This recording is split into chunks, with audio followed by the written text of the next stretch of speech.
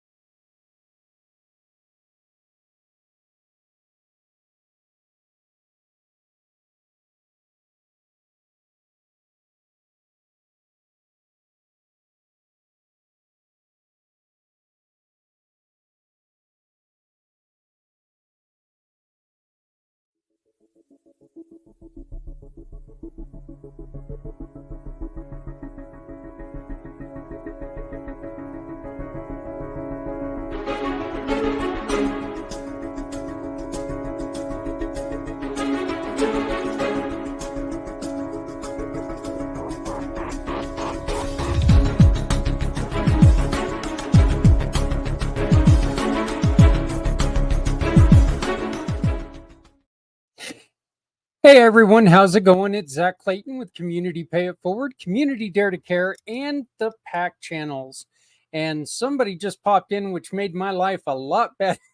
So I was just kind of setting things aside to share with you guys just in case things went wrong. Hey, before we go any forward with any of this, I do need to warn you, this is a very, very sensitive subject today. Our guest went through, she's been through a lot. I'm not going to speak for her. She's been through a lot, but and there's my co-host. She hears that I'm talking and she has to be part. It's the Zach and Zephyr show, I guess. So, but anyway, please, if you have young ones around, this might be the time to go on ahead and turn the show off and then come back to it a little bit later. If this is something, this could be a subject that might trigger you. If that does happen, please make sure that you check in with people. We will have numbers and places that you can go. You can always do the 811 number, which is, just a great place to talk to someone. But there's always places that you can go and search for support. But this is something that, look, this is a very sensitive subject, and we're not going to, I don't want this to be a painful thing. I want this to be a place where you can come and be safe. And people like my guest, Anissa Hudak, she lived through this, and she is here to tell you what she's doing to help you live through it. Hello, Anissa. How are you doing? Good. How are you? I'm doing great. Doing great. This is I saw you get excited when I was talking about that. I take it that that's probably one of the first things that you tell people, right? Yes. And I was just so happy to hear you put that out there, kind of prepare people because, it is kind of a touchy subject. Yeah. What Before we get started in this, and before we tell people about the bad things, can you just kind of tell people what can come from this that is good if you find the right places to go? If you find the right treatment, maybe. Healing, being able to live your life richly, being able to enjoy your life, being able to get back to your life, whatever that looks like now, because it's not going to look the same. However, it can be beautiful and dynamic and rich and wonderful. And it doesn't have to be scarred. You're not broken. And giving up is not an option. One of the things that perpetrators will do, though, is they will try to make you feel like you're broken, right? Sometimes. Yeah, I mean, that's the best way to keep somebody down. Sure. Yeah.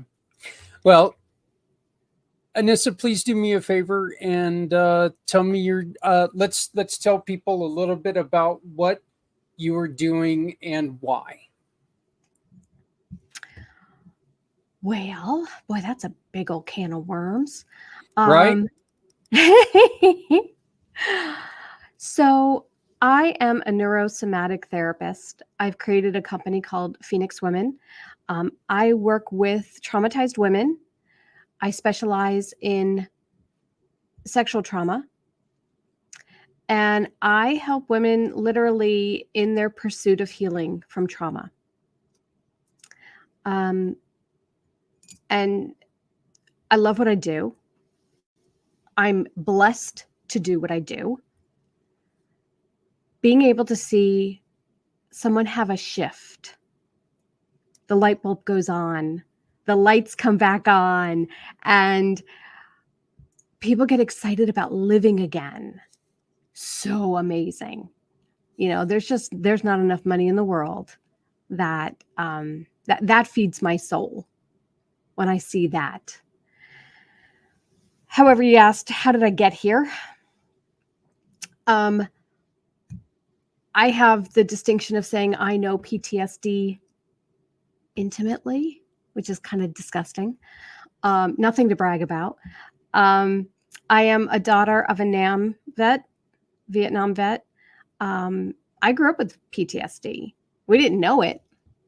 I mean, we just, knew that dad was moody, and, Vietnam in our house was a dirty word. I would be better to curse than to say Vietnam. And it's only been in the last 10 years that my dad actually sat down and talked about Vietnam with me, which was, I was floored. And he told me what happened. And I said, well, dear God, man, no wonder. And I will say in the last 10 years, he actually started going to the VA. He started meeting with other non-vets, and he has grown so much as a person in the last 10 years. It's been amazing. And for him to be able to open up and tell me all about that, that's why he was able to do that, was because he's done so much work. So I'm super proud of him. He still has nightmares every night. Mm-hmm. He probably will until his last breath, unfortunately. However, he seems to be able to handle the demons a bit better, which is amazing for him. So after growing up with it, what do? I turn around and I marry an active duty military man. Yeah. And I start traveling all over, God's green acres with him. He was deployed 3 times. Every time a little less of him came back. And we dealt with that here in our own home.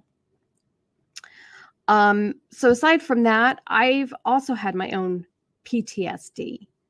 I am a 2-time rape thriver.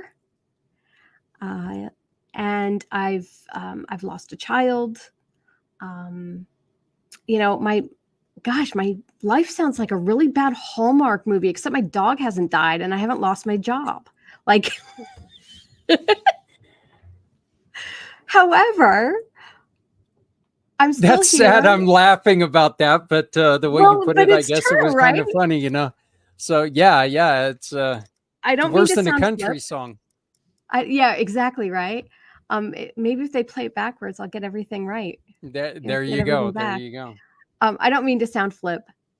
However, having a sense of humor and laughter is probably the very first line of defense, and such a wonderful way of healing. So I'm not making light of what has happened. I'm just sitting on the other side of it, and I'm okay. I absolutely agree with you. I think that you've got to be able to take and I'm not going to say laugh about it, because this is nothing to laugh about, but you got to be able to take a look at a situation and learn how to laugh at things that are out there that are funny. Because if you don't look, laughter, it's not a falsity to say that laughter is the best medicine, because laughing is a lot of fun. I'm not a person who has any problem of making fun of myself. Anybody who knows me knows that. I love doing it. It's one of my favorite things. I am a very fun target. I don't take it too seriously, but it's, to me, it's a great time. I'm able to use my motorcycle accident and stuff like that. I'm able to use that as a little bit of a joke, but my PTSD was a hell of a lot different than yours. So, you mentioned, and can you tell us why you call it thriver and not survivor? Well, I think there's 3 stages. I think that there is the victim stage. And I wholeheartedly believe that you should hit all 3 stages. There's the victim stage. And that's, right after it happens. And sometimes we go into why me?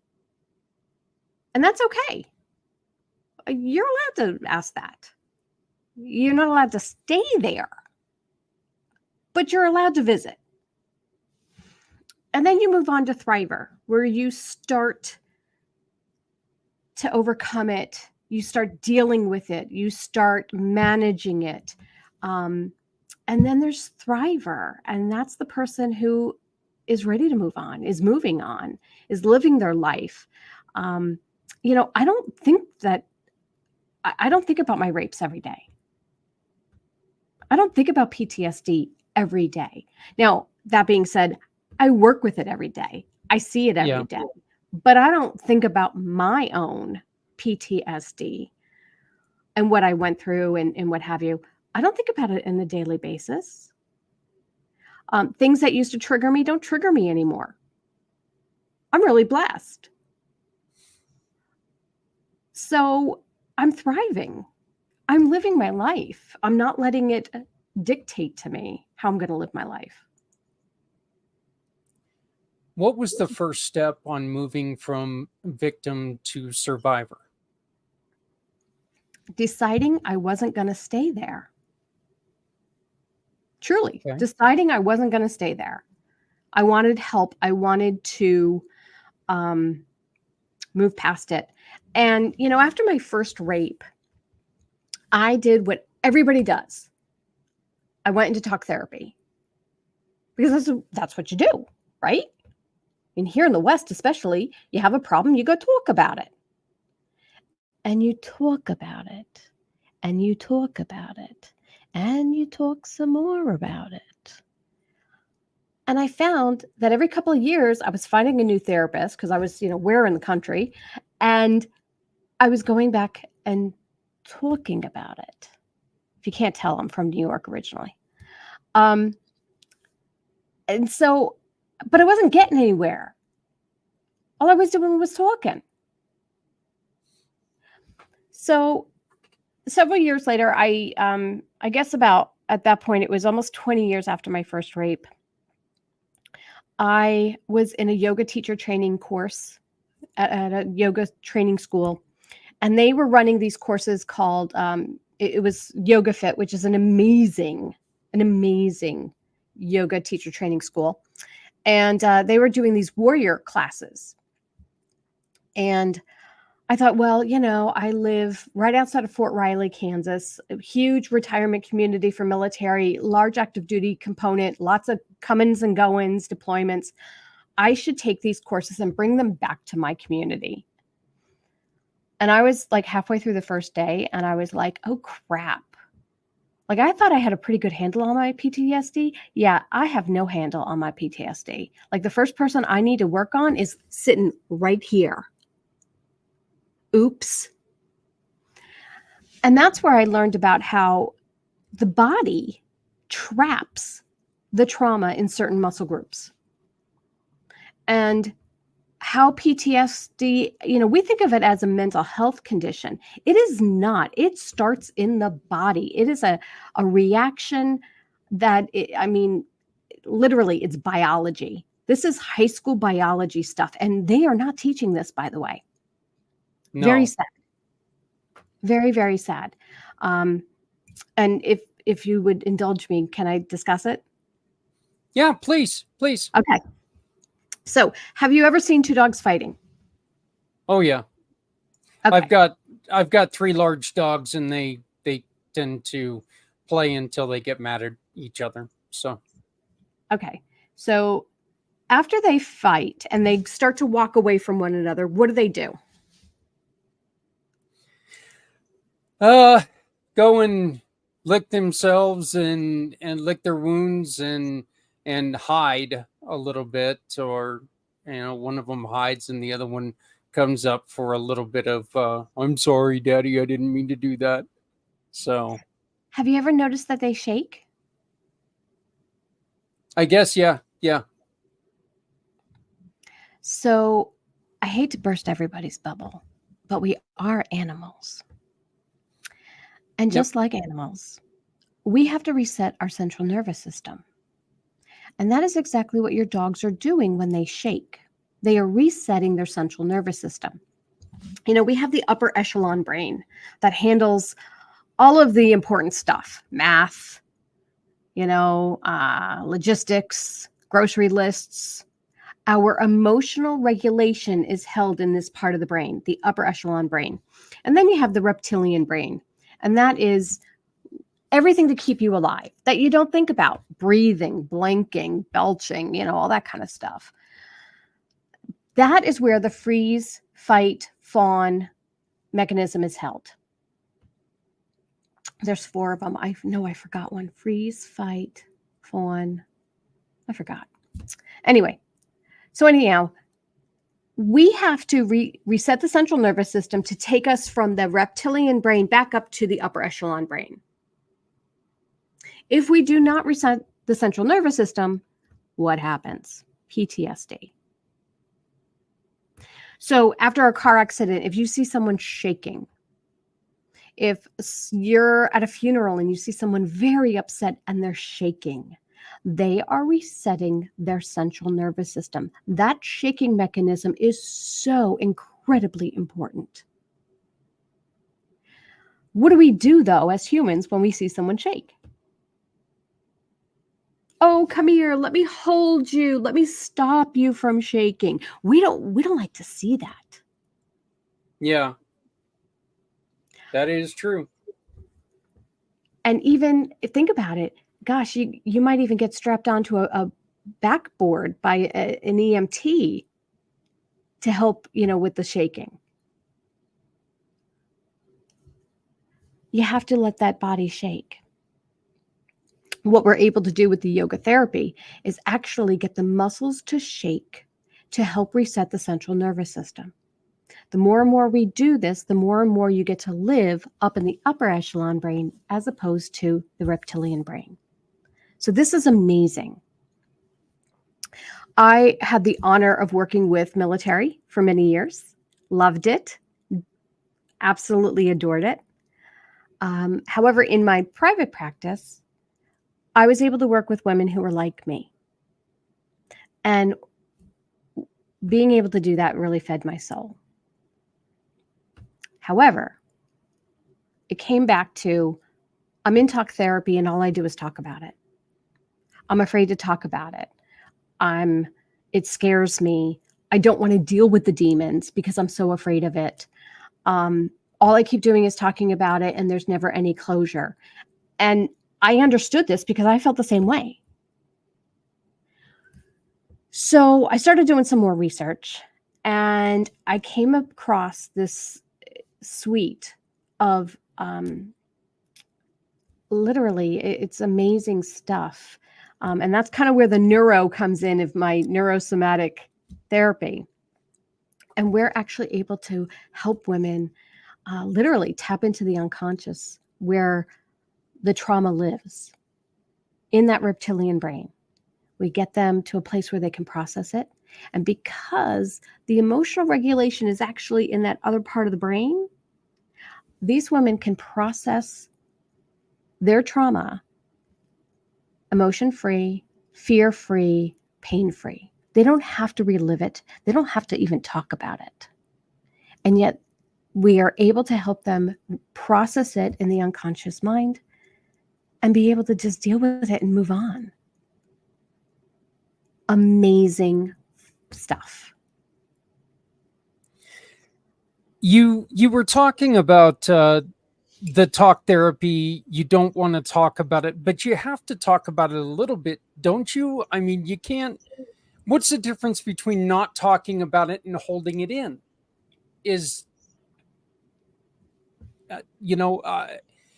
Do you have to talk about it to release it? I guess is the question I'm asking.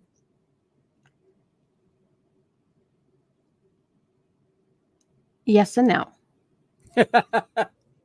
Okay, good. I'm glad I got a complicated answer with that complicated question. So I think it's important for everyone's story to be heard. Mm-hmm.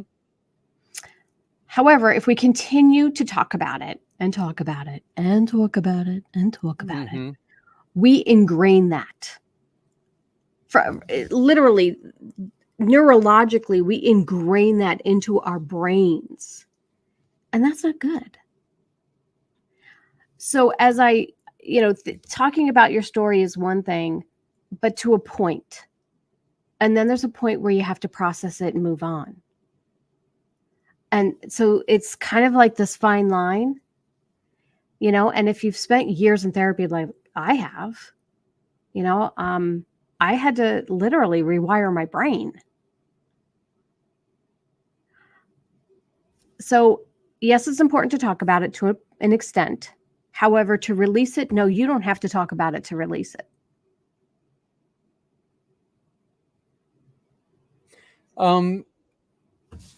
You've got a couple things.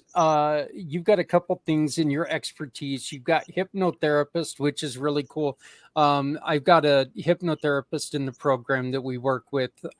So I love the fact that you do that. Timeline therapist. Can you tell me what a timeline therapist is? Well, it's part of the suite of skills that I learned. And everyone has a timeline. Mm-hmm. And what we're able to do is kind of tap into your timeline, see where it is in your body in relation to your body. Where do you see your own timeline? And then we're able to take you into your timeline, back and forth and what have you. And it's really amazing. We're able to, go back to that place. However, we do so in a way where you are not emotionally there. You are not necessarily associated into it. You are to a point, but not entirely. And you get to reprocess the event. And then we bring you back. It's part of the hypnotherapy. It's all it's all together. So is it one of those things that with the timeline you help to build a timeline? This is where you are. This is where you want to be. Now let's go back and look, but this isn't where we're going to stay. We're still going to work towards. Is that a simple explanation? So your timeline can go into the future. Your timeline goes into the past. Mm-hmm. If we need to go into the past to revisit a situation, we can do that. If we need to go into the future and visit something that you want to see occur, we can do that. And in fact, we can even place it in there, which is really neat. We can place goals there to help it makes it so insatiable that you have to complete these goals. So fun. That sounds really interesting. A master NLP results coach. NLP. Neuro-linguistic programming. There you go. What is a results coach? By utilizing certain words and phrasings, we are able to, again, with the timeline therapy, with the hypnotherapy, like all of this is all combined. None of these are really standalone kinds of stuff, except for maybe the hypnotherapy. That could be kind of standalone. By using certain words and phrases in a different way, we're able to literally get your unconscious mind to do things for you. Now, one of the big things about hypnotherapy is that people are like, I don't want to squawk like a chicken every time a bell rings. That is so funny. But it's true. That's, people's perception of hypnotherapy is, they're going to squawk like a chicken. They're going to get up on stage on some cruise ship and take off all their clothes, or Scooby-Doo. I mean, Yep. That is our whole thought of hypnotherapy, no? Yeah, I tell Daria every time I talk to her that, you know what, Daria, I would come to you, but you know what kind of a jackass I can be. And I do. I tell her every time. I'm like going, I know that you and my wife are going to talk and she's going to have a key word. And all of a sudden I'm going to end up cleaning the house or something like that. Right. And so, everyone. And it's always going to be during a hockey game. I know it's going to be during a hockey game. Of course. I would totally put that in. No. So here's the things about hypnotherapy that people don't really understand. Number one, you are in total control. Mm-hmm. If you don't want something to occur, it's not going to occur. I can't hypnotize you to go rob a bank. Unless you're a bank robber and you like to do that. Then it's, you do that. However, if you're the kind of person who doesn't rob banks, Well, then I'm not going to be able to make you do that. So you have the ultimate control. Working with me takes a lot of time. And I say a lot of time, several hours in which we really get down to the nitty gritty of what you want. And the things that you want, I'm able to help you go in and put into your unconscious so you can reach those goals. All goals come from the unconscious. They don't come from your conscious mind. Everybody likes to think that the conscious mind rules. It doesn't. Everything comes from the unconscious. And so we're able to utilize hypnotherapy to help you reach your goals that you want. I don't put anything in there you don't want. But we take a lot of time to ensure I know exactly what you want and how you want to accomplish it. Then it's just easy. So that's the thing about the NLP. The NLP, we phrase these things in certain ways so your unconscious gets it and is able to utilize it. And that goes into the practitioner as well, Yeah. the NLP practitioner. You are also a certified yoga therapist. What is the difference between a yoga therapist and a yoga coach? Oh, I love this question. Oh. So if you think about yoga as a big old pie, and we split it down the middle, we have one side fitness-based yoga, and we have some really talented people who are incredibly gifted and teach wonderful fitness-based yoga. Ashtanga, Bikram, aerial yoga, co-ed naked yoga, you name it. However, on the other side, we have yoga therapy. And yoga therapy, we kind of specialize. My specialty is PTSD and TBIs, traumatic brain injuries. Other folks, cancer rehab, cardiac rehab, arthritis, MS, you name it. And so we're really specialized in just helping our people in that niche be able to attain their goals. So my classes are very different than a standard fitness-based yoga class. You're not going to get this at your corner yoga studio. My classes are very different. In the yoga world, if you will, like a 200 or 300 level is like having a bachelor's. A 500 level is like having a master's, and having being a yoga therapist, it's well over 1,000 hours. And it's like having a PhD. So that's kind of the difference between the two realms. It's all good. There's never bad yoga. However, the folks on the fitness side may not have enough education, by no fault of their own, to help you gain your whatever your goals are if you fit into a different niche. I got to disagree with you. I've seen some of those poses. If I'm doing some of that yoga, I'm broken. Okay, I can't do a lot of those poses. And if I'm in that position, that means I'm stuck or I'm broken. But and if I thought of yoga as a pie, I'd probably do it a lot more. So that's the fat guy talking. But with yoga, do you focus more on the flexibility or more on the mind? Yes. Okay. So in what I do, there's a lot of psychology, more so than just the asana, the poses. You were going to get a full body workout. We are working certain muscle groups to exhaustion, so they start to shake. You've been to the gym, I'm sure, and you've had leg day and your legs are like jelly. Yep. Okay. We want to accomplish that jelly-like feeling. So they're actually vibrating, they're shaking. And by doing that, when we get those muscles to that point, they are helping to reset your central nervous system. Cool. However, there's other things that are going on.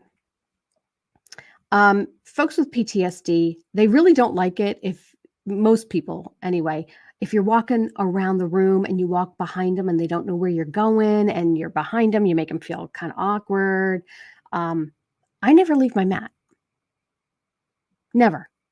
And if I have to leave my mat, I announce that I'm leaving my mat. I tell them exactly where I'm going. And I go there and only there because they need to know exactly and have no surprises.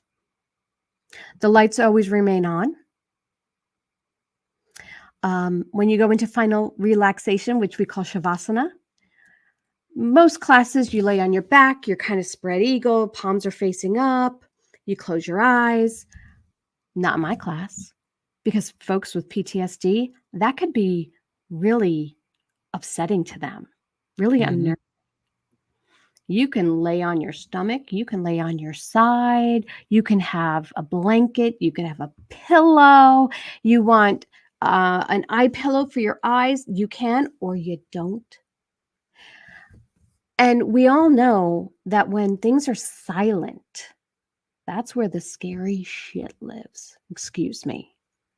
No, you're fine. All throughout my class, I talk. It is very interactive. It's kind of like the Anissa stand-up hour.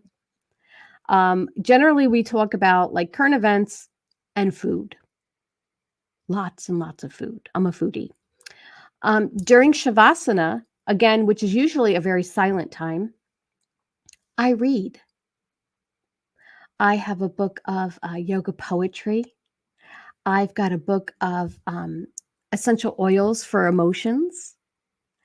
And I spend that time reading. So again, your mind has something to occupy it and you're not going down the rabbit hole. There are some other things that I do in the class, not to take up all the time on that, but these things, one of the key things is phrasing though, how I phrase the cueing. It is never, okay, now into down dog. It is, when you're ready, come join me in down dog. One, people might be really enjoying the pose that they're in and they're not ready to leave it. Two, folks who have had PTSD or struggling with it, our power, our self-agency, our control has been taken away from us. I want to give that power back to these folks. And so when they decide they're ready to join me in the next pose, they know what it is. When you're ready, come join me. I'm giving them the option. I'm giving them their power back. So a lot of psychology along with having a full body workout. I really was expecting that answer, both, but I wanted to make sure of that. I hate, the whole saying about assuming something, but it yoga, I know, is one of those that, look, you really got to work your mind to work your body. And all exercising really should be that. You should be able to work your mind while you're working your body. It shouldn't just be a one-sided thing. And, sometimes I think that some people just concentrate too much on working the one thing. But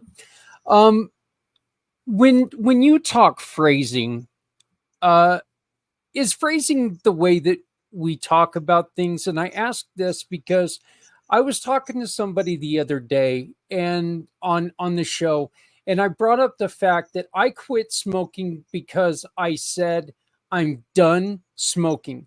I didn't say I think I'm going to quit smoking. It was I'm done smoking. I'm finished. I'm not smoking anymore. It's not I think I'm going to. Because in my mind, I see I think I'm going to as giving yourself an out. Well, I thought I could do it, but I couldn't do it. I think I'm going to quit drinking. Well, that gives myself an out because I wasn't for sure if I was going to do it. I was just thinking about it. Does that have anything to do with the phrasing that you're talking about? Positive, strong. Absolutely. Absolutely. If somebody says, I'm going to try, I automatically know that it's not going to happen. Try is the biggest problem I have. I still catch myself saying, I'm going to try, and I'll stop myself in the middle and say, I'm going to do. But try is the hardest word I've struggled with try. I will tell you the greatest teacher of NLP and phrasing is Yoda. Yeah, you told me this. I like Try that. not, do not try. The unconscious doesn't like negative words. Don't, not, can't. And so you'll hear me say, I care not. Because anything that comes right directly after that negative, the mind puts away. So if I say, I don't care, the care goes away. So I care not. Yes, Yoda is the king of NLP, I think. That is so awesome. Reiki master, can you explain? And I know I mispronounced the word. My wife is a Reiki master, and she gets mad at me because I mispronounced the word. But it's okay. It's all good. Reiki. So you were close. You were really close, actually. It is a Japanese healing touch therapy. It is phenomenal. It is so yummy. I think that if you're really early in your journey of healing, Reiki is incredibly powerful. It helps to bring your body down to a level where it can do a lot of self-healing, not only physically, but emotionally and mentally. I will tell you that the vets that I worked with on post here at Fort Riley, they loved it. It's really wonderful. And if you ever get the chance to experience it, it's just phenomenal. This one could be a little difficult in somebody who is in your situation, though, is it not? If somebody is coming out of the trauma of a sexual assault, this would be one that probably wouldn't be the top one in their recovery, or surprisingly, would they be open to it? It depends on the person. Also, what's really important is that, Reiki can look like a lot of different things. As long as you have a heartbeat, you can do it. You can have it done. So in a hospital bed, in a wheelchair, I've done it to, folks in recliners. You could put a blanket on. You don't necessarily have to touch the person. The person can be completely awake during that time. Their eyes are open. I've had sessions where the folks talk to me the entire time. That's part of releasing. It looks like something different for every person. It doesn't have to look like any specific thing. Whatever you need it to be, it is. And so as long as you have someone who is open to kind of going with the flow and letting it be yours, I don't think that there's a problem with it. It really depends on what your needs are. Are you ready to spend that kind of time with someone?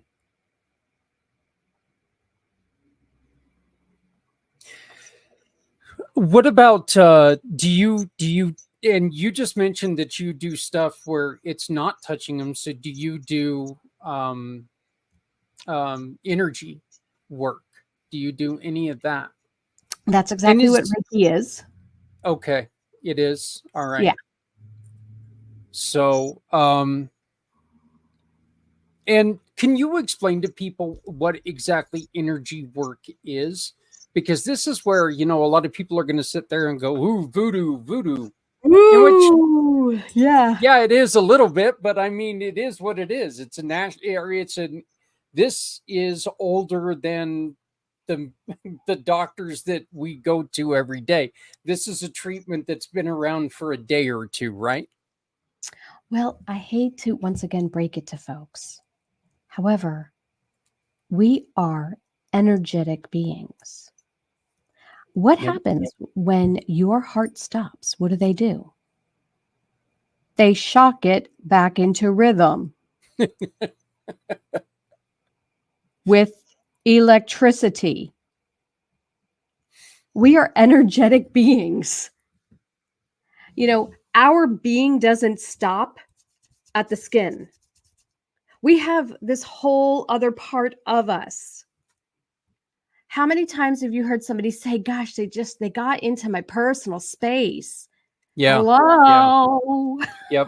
Yep. Yep. That's your energy space. That's one problem I have with not having the right ear, and is if I'm in a place where people are like really, really close to me and only having like the one ear to hear everything, I literally hear everything. I can hear people breathing, chewing, whatever they're doing. And I'm like, get away from me. And I get very, very nervous with all of that. And that's okay. That's Oh, yeah. absolutely okay. Yeah. It However, is for me. They don't like it too much. but that's your personal space. And you Mhm. know, it goes beyond you. Probably a good foot, if not more. Some people have more, some people have less. I don't think it has anything to do with how big of a person you are. I think it's just who you are. And yeah, so we're working in that area when we're utilizing Reiki. Okay. Okay. And your talking topics, these are counseling sessions. My talking topics? Yeah. These are like counseling sessions, or is that what Oh, we're talking here? Because you got like hypnotherapy, the NLP mindset, for PTSD and trauma, yoga therapy, yoga, PTSD, those are things and that I talk trauma. about on podcasts. Yeah. Oh, okay. Okay. So, and We've had a lot of one, those today. yeah, and we did touch a little bit on grief. I did want to, uh, I was, we talk a lot about what we can do for people who are contemplating suicide in this show. That's the whole reason it was created. And I know that people who suffer domestic violence and sexual assault, unfortunately, the women who suffer um, violence in this manner, they are 3 times as likely to unfortunately end their life. Anissa, what do they need to do to what's the first thing that they need to do if they start feeling like that's the way to go? I mean, and I know that's a difficult situation because you don't know who they are, but what if this is something that they just feel like they can't handle anymore? What would you tell somebody to do? Other than hold on, what would you tell them to do to move forward? Well, first off, you're not alone. Yeah. That's number one. And I know how lonely it does feel because I've been there. So I understand how lonely and isolating it is. One of the things that your abuser wants to do is isolate you. So you're probably feeling incredibly isolated and lonely, and that there is no other option. You might feel like you have exhausted all options. So number one, you're not alone.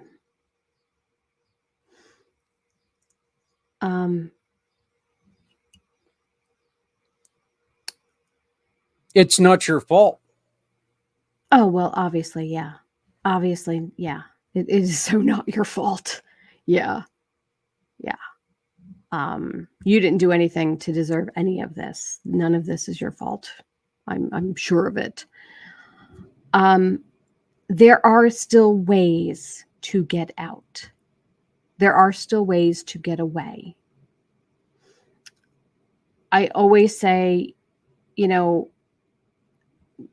to the police however you can.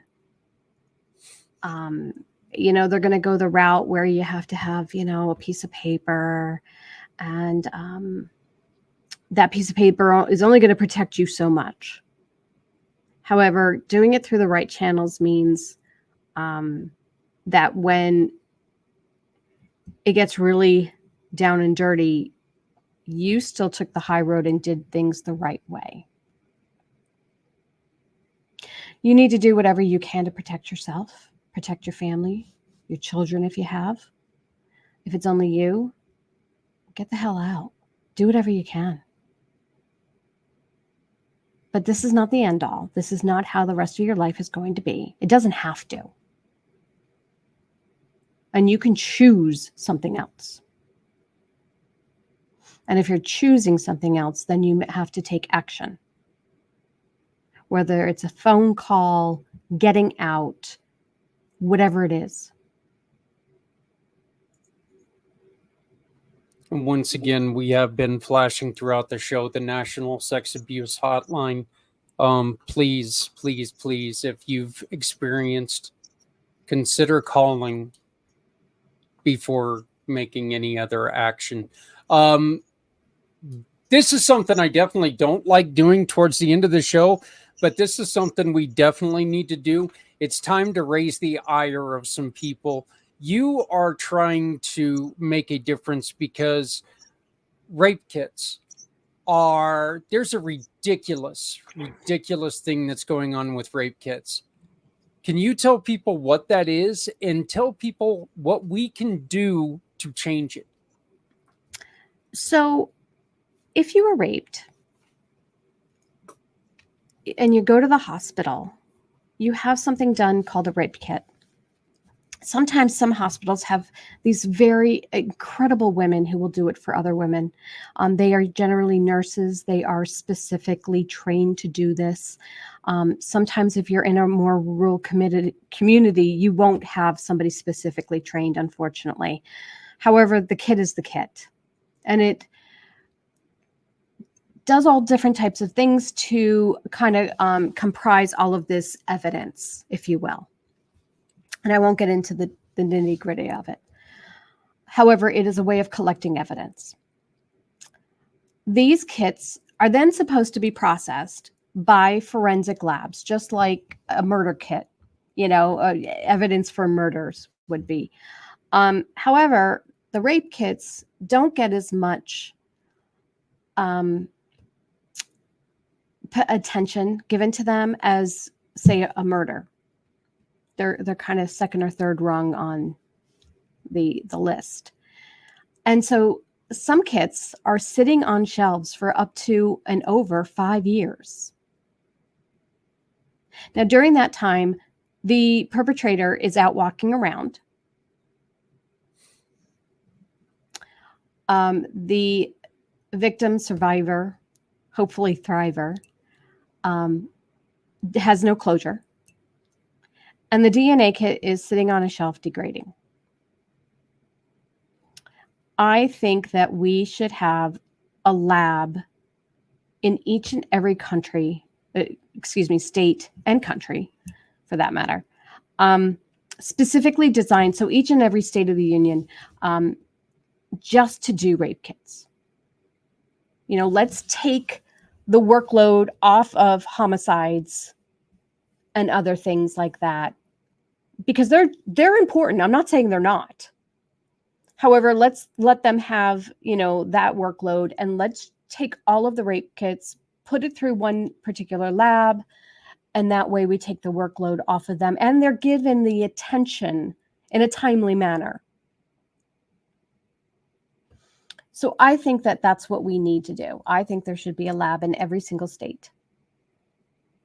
I absolutely agree with you. And that is something that, When you were telling me this, I had to kind of bite the inside of my cheek. I couldn't believe that. These, not only is that perpetrator out there walking around, this perpetrator's got the thought in mind, hey, I got away with this. I can do it again. And You again, know, and and again, again and again. and And you know again. what? Maybe it ends up in one of those murders or something. You just never know. People who don't get caught, they'll push the boundaries. That's what they're going to do. So that is such a horrible fact, and it really bugs me that is like that. Did you have a question, or do you just want to be seen? I think it Yeah, irritates her too. yeah. So, yeah, she I don't know. She kind of looks like she has something to say. But if she does, I don't think it's easy to understand. Um, uh, I will be honest with you. This is such a uh, fantastic interview. I love listening to what you've got to say. Would you come back and join us some other time? Oh, absolutely. I have enjoyed myself tremendously. Thank you so very, very much. Well, I'm really glad. Anissa, how do people get a hold of you? Well, I'm kind of like a bad penny. I just show up all over social media. You can find me at Phoenix Women Healing. I'm on LinkedIn. Um, so yeah, I'm all over the place. Phoenix Women Healing, and yeah, that's where you can find me. You got your email, which is a Hudak at phoenixwomenhealing.com. That's And then me. also it's the phone number is 845-591-1601. 845-591-1601. When my son was going to Washburn, I used to ride right through where you're living quite often. So, I'm so you know, sorry. you know what? I loved it because I grew up in Garden City, Kansas. I grew up in Southwest Kansas. So Okay. seeing that there was something in Kansas that wasn't flat and wasn't just tumbleweeds and grossness, it was kind of neat to see. So you get to Eastern Kansas, and it gets cooler. I mean, it's not as plain. Plus, you got Dorothy's house, right up there. Oh yeah, and Wamego. Yeah. I Yeah, yep. mean, there's a Wizard of Oz museum and all that. So for your folks, I am in Manhattan, Kansas, and just to make things even more complicated, my business is Phoenix Women. Now, I meant like Phoenix the bird, not Phoenix the Hmm. place. However, I live in Manhattan, Kansas. My cell phone number, which you just read off, is from New York. And so I'm originally from New York. So yeah, and I left the Big Apple for the Little Apple. I know. So just so you know, it's a little confusing there, but being a military spouse, that's what happens. And yes, they do really call it the Little Apple there. They Yeah, really do. they really do. So I went there because it was a big journalism school. So yeah, that's Oh, you that's went to kind of K cool. State. No, I didn't go. I went there because I was on the school newspaper and I went in for a tour. But then I Oh, decided that cool. I wasn't going to waste my time in college. What do I need college for? Oh, Well, so it's not for hey, everybody. we all grow up, and some of us it just took until our mid 40s, but still. So That's all good. yeah. Hey, I am where I am because of the road I took. So, and you learn, you live and love, and you get through what you've got. So with what you got, you can create a different outlook. You just got to work at it. So And you can become a thriver. that's right. That's Yeah. right. Well, Anissa, I greatly appreciate you joining me. Thank you so much. Is there anything else that you would like to tell people before I let you go? Just that, again, giving up is not an option. You know, you have all my contact information. You have any questions, please reach out to me. I would love to hear from anybody who has any issues. Again, I work with women who have been traumatized. I specialize in sexual trauma, but that doesn't mean it's not, any trauma, unfortunately, I deal with. And I look forward to coming back, seeing you again. Well, you know what? Anytime that you have anything going on, please come back and join us and let us know. And that way, hopefully, we can get some more people to join any events or any conferences you have. Cool. That would be great. I appreciate that. Not a problem. So if you want to sit in the green room for a second, we can talk real quick after we're done. But I'm going to end the show here in a second. And but thank you so much for joining us. Thank you. Just on a personal note here, I've got to say a huge congratulations on Saturday night. Something very, very cool. Actually, it happened Saturday night into Sunday morning. My son is in Japan. My son teaches English to children in Japan. He's also a professional wrestler. Okay. Kind of a weird mix, I understand, but that's my handsome young man there. He won his first ever championship. He won the WUW Eurasian Championship. So yes, I'm doing the proud father thing. We actually got to sit up and watch it. It began at 1:00 in the morning, and his match didn't come on until 3. So there were a bunch of tired people watching, but I'll tell you this, as soon as that match was over, I couldn't go to sleep again. I was so excited, but free from Dad, I'm so proud of you. Not just for the rest, you doing the teaching and you living out your dreams, son, that makes this so cool to me. You were a kid that you went through a lot of stuff when you were younger. I wasn't the greatest person. I wasn't the greatest father. Okay. I drank a lot and I did a lot of things. But the one thing I always told you was you need to live your dream. You need to work at it and you need to do it.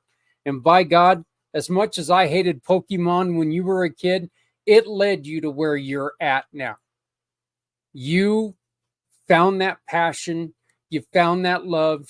You took your English degree that you got from Washburn and you followed it to the place that you wanted to be, which is Japan. And now you're living out a dream, and I'm proud of you. I'm very proud of you. Congratulations on your first championship. Now you're done playing. Get home. I'm joking. I know you're not coming home. But hey, everybody, my name is Zach Clayton. I am the president and founder of Community Pay It Forward, Community Dare to Care, and the PAC channels. Please, please remember to love somebody out there because somebody out here loves you. If you're not helping someone, you're hurting everyone. Make sure that no one has to go it alone because they don't have to if we all come together. I will be back next week with another guest. I'm trying to decide on 1 or 2 shows, but we will be back next week with a new guest. I want to thank you very much. Stay tuned because we're going to replay the show from Friday, introducing one of our brand new sponsors and also talking to Stephanie from the Aziza Project with her campaign with Pampered Chef. Aziza Project helps women with gynecological issues. It's a very, very cool program because it's a very, it's a very sensitive and often mistaken thing that women have to go through. Women get told for a long time There's nothing wrong with you. It's all in your mind. There's nothing, we can't find what's wrong.